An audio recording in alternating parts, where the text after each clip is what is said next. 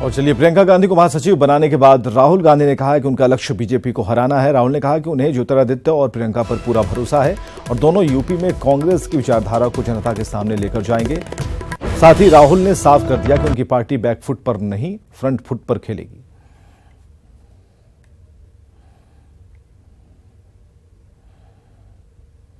का हम स्वागत करते हैं। प्रियंका जी की जो जिम्मेदारी सौंपी है, वो जिम्मेदारी महत्वपूर्ण है। तो प्रियंका गांधी को कांग्रेस का महासचिव बनाए जाने के बाद प्रतिक्रियाओं का दौर शुरू हो गया है। केंद्रीय मंत्री गिरिराज सिंह ने कहा है कि पूरा देश जानता है कि कांग्रेस एक घराने की पार्टी है और इसी घराने की पार्टी ने परिवारवाद पार्टी को बढ़ावा दिया है। साथ ही उन्होंने कहा कि प्राइवेट लिमिटेड कंपनी में उसी को पोस्ट मिलेगा जो सीएम जी चाहेगा। ये कोई नई बात थोड़ी हुई है कि कांग्रेस के महासचिव प्रियंका गांधी बनी है, तो मैं तो बधाई दूंगा। प्राइवेट लिमिटेड कंपनी में वही तो बनेगा जो प्राइवेट लिमिटेड कंपनी का सीएमडी चाहेगा। इसमें कौन आश्चर्य है, किसी को क्या टिप्पणी करना।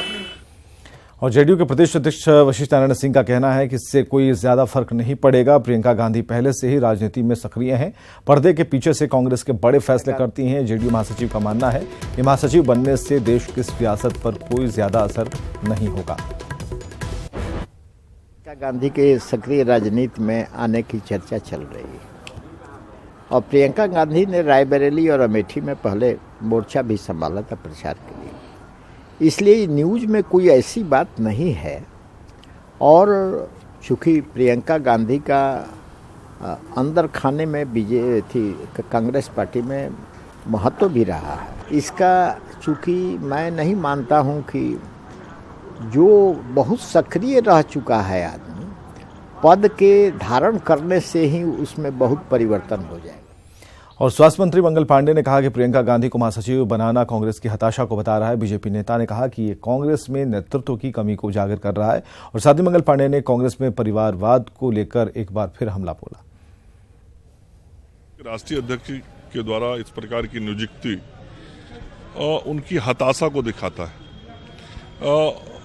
जो उनके पास नेतृत्व की कमी है उसको दिखाता है। विश्वास की जो कमी है वो यह नियुक्ति उसको दिखाता है। राहुल गांधी किसी कांग्रेसी पर विश्वास नहीं कर पाए, किसी कांग्रेसी को महासचिव नहीं बना पाए जो पार्टी का कार्यकर्ता या नेता हो, परिवार से बाहर नहीं सोच पाए जिसके ऊपर जिम्मेवारी दी जा सके, और परिवार के उस व्यक्ति को उन्होंने महासचिव बनाया जो कहीं भविष्य में उनके लिए चुनौती बन सकती थी। और आरजेडी नेता तेज प्रताप यादव ने प्रियंका गांधी को बधाई दी है। तेज प्रताप ने कहा कि प्रियंका को जिम्मेदारी देने से कांग्रेस को फायदा होगा। आरजेडी नेता ने बताया कि प्रियंका छवि इंदिरा गांधी से मिलती है और इसका असर देश की सियासत पर होगा। प्रियंका गांधी जी का जो छवि जो है इंदिरा गांधी जी से मिलता है, एकदम हूबहू। उसी अंदाज में, उसी तरीके से उनका हेयर स्टाइल भी है, उसी तरीके से साड़ी भी पहनती हैं, एकदम हूबहू मिलता है। उन्हीं की तरह उनका जो उन्होंने जो संस्कार दिए एकदम हूबहू वही झलकता। बढ़िया तरीके से नेतृत्व करने का काम करेंगे। क्या जीत मिलेगी इससे कांग्रेस को? पूरा भरपूर जीत मिलेगा, जीत ही जीत होगा। और आरएलएसपी नेता उपेंद्र कुशवाहा ने प्रियंका गांधी वाड्रा को कांग्रेस महासचिव बनाए जाने का स्वागत किया। उन्होंने कहा कि अगर महागठबंधन का कोई घटक मजबूत होता है तो आखिरकार महागठबंधन ही मजबूत होगा। प्रियंका गांधी को कांग्रेस में महासचिव की जिम्मेदारी दी गई है और पूर्वी उत्तर प्रदेश की कमान संभालेंगी, वो प्रभारी होंगी। तो प्रियंका गांधी के कांग्रेस में आधिकारिक रूप से, औपचारिक रूप से शामिल होने से महागठबंधन को कोई मजबूती मिलेगी, क्योंकि आप भी कांग्रेस के अलाई। देखिए, स्वाभाविक रूप से कांग्रेस पार्टी या महागठबंधन की कोई पार्टी मजबूत होती है तो उसका लाभ तो महागठबंधन को मिलना ही है। कांग्रेस पार्टी के किसी एक्शन से कांग्रेस अगर मजबूत होती है तो महागठबंधन को उसका लाभ मिलेगा। और अरवल में बीजेपी के बिहार प्रभारी भूपेंद्र यादव का कार्यकर्ताओं ने जोरदार स्वागत किया। इस दौरान उनके साथ प्रदेश अध्यक्ष नित्यानंद राय मौजूद थे। कार्यकर्ताओं ने गाजे बाजे के साथ उनका स्वागत किया। उन्होंने महागठबंधन के सीट बंटवारे पर तंज कसा। कहा कि महागठबंधन में कौन किसके साथ है अब तक पता नहीं चल पाया है। साथ ही उन्होंने कहा कि बिहार में बीजेपी और उसके घटक दल आगामी लोकसभा का चुनाव पूरे रणनीति के साथ लड़ रहे हैं। उन्होंने सभी 40 सीटों पर भारी मतों से विजयी होने का दावा किया।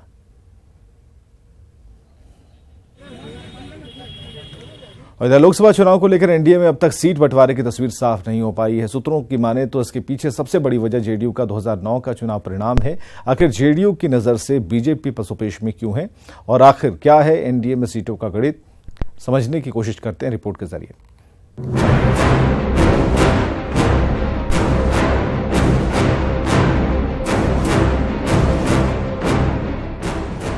बिहार एनडीए में अब तक सीट बंटवारे की तस्वीर साफ नहीं हो पाई है। इसके पीछे जो सबसे बड़ी वजह बताई जा रही है वो है जेडीयू का 2009 का चुनाव परिणाम, जी, जिसमें लोकसभा की तकरीबन 20 सीटों पर जेडीयू ने जीत हासिल की थी। तब भी बीजेपी गठबंधन में थी, लेकिन 2014 में जेडीयू बीजेपी के साथ गठबंधन से हट गया और पार्टी मात्र 2 सीटों पर ही सिमट गई, जबकि मोदी लहर में बीजेपी 22 सीटों पर पहुंच गई। लेकिन मौजूदा चुनाव में बीजेपी जेडीयू के उम्मीदवार एक बार फिर गठबंधन के तहत 17-17 सीटों के फॉर्मूले पर लड़ रहे हैं। सूत्रों की माने तो जेडीयू की नजरें एक बार फिर से 2009 पर टिक गई हैं, जिससे बीजेपी पशुपेश में।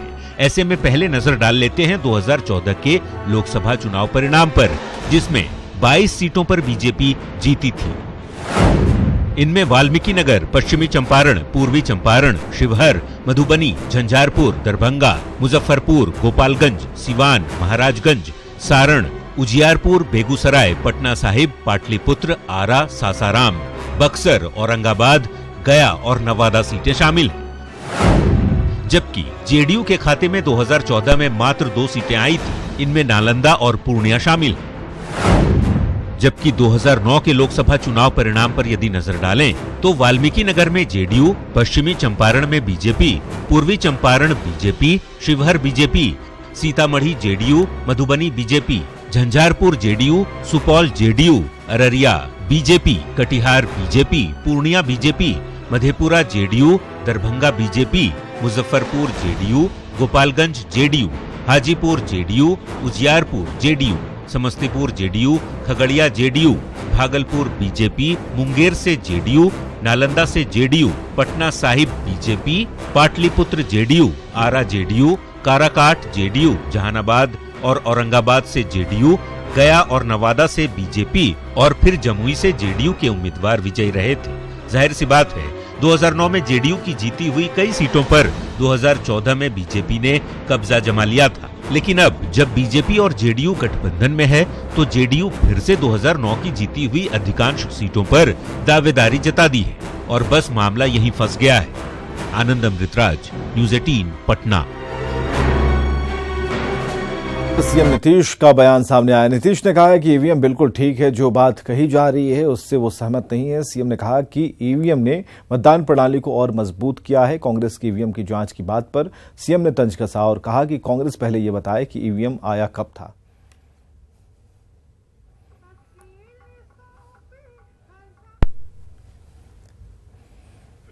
इसलिए ये जो कुछ भी बात कही जा रही है हम इस चीज से सहमत नहीं है। मेरे हिसाब से ईवीएम लोगों के मत का जो अधिकार है उसको इसने और ज्यादा मजबूत किया है। पहले जिस ढंग से बैलेट पेपर पर होता था और अनेक जगहों पर बोगस मतदान होता था, बूथ पर कब्जा होता था, ईवीएम के बाद वो संभव नहीं है। और जो अभी उसके साथ वीवीपैट का सिस्टम आ गया, मैं समझता हूं कि यही बहुत है। और हम लोगों ने यह भी कहा है कि भाई जो पर्ची है मतदान की वो घर घर उसका वितरण होना चाहिए। यह नहीं किसी एक व्यक्ति को जिम्मा दे दिया जाए कि वो वितरित कर देंगे, यह नहीं होना चाहिए। क्योंकि वो व्यक्ति सबको अगर वितरित नहीं करेगा तो फिर बोगस वोटिंग का सिलसिला शुरू होगा। इसलिए एक एक घर में उसका वितरण होना चाहिए और प्रत्येक परिवार में जो वितरण किया जाए तो उसका रिसीव करने का, प्राप्ति का उस पर प्रमाण होना चाहिए, हस्ताक्षर या जो कुछ भी हो, तो ये होना चाहिए। और ईवीएम मेरी समझ से बिल्कुल सही पता नहीं। ईवीएम आया कब था? ईवीएम आया कब था? ये भी तो सोच लीजिए। और ईवीएम मामले में बीजेपी ने कांग्रेस पर बड़ा हमला बोला है। बीजेपी नेता शहनवाज हुसैन ने इस मामले में कांग्रेस पर देश को बदनाम करने का आरोप लगाया। उन्होंने मध्य प्रदेश, छत्तीसगढ़ और राजस्थान विधानसभा चुनाव के परिणाम पर सवाल नहीं उठाने के लिए कांग्रेस को कटघरे में खड़ा किया और कहा कि 2019 के चुनाव में अपनी संभावित हार को छुपाने के लिए कांग्रेस इस तरह का अनर्गल आरोप लगा रही है। ईवीएम पर कांग्रेस देश को बदनाम कर रही है, 2014 के चुनाव को फर्जी बता रही है। कांग्रेस पार्टी जो मध्य प्रदेश, छत्तीसगढ़, राजस्थान जीती तो फिर वो सरकार में क्यों है? कह दे ईवीएम पे भरोसा नहीं है। जब वो जीत जाए तो ईवीएम अच्छा और जब बीजेपी जीत जाए तो ईवीएम खराब। 2019 में ये लोग चुनाव हारने वाले हैं और हार का बहाना तलाश कर ईवीएम को बहाना दे रहे हैं। कांग्रेस अपनी गलती को बहाना नहीं बता रही, ईवीएम को बहाना बता रही है, जो बहुत दुखद है।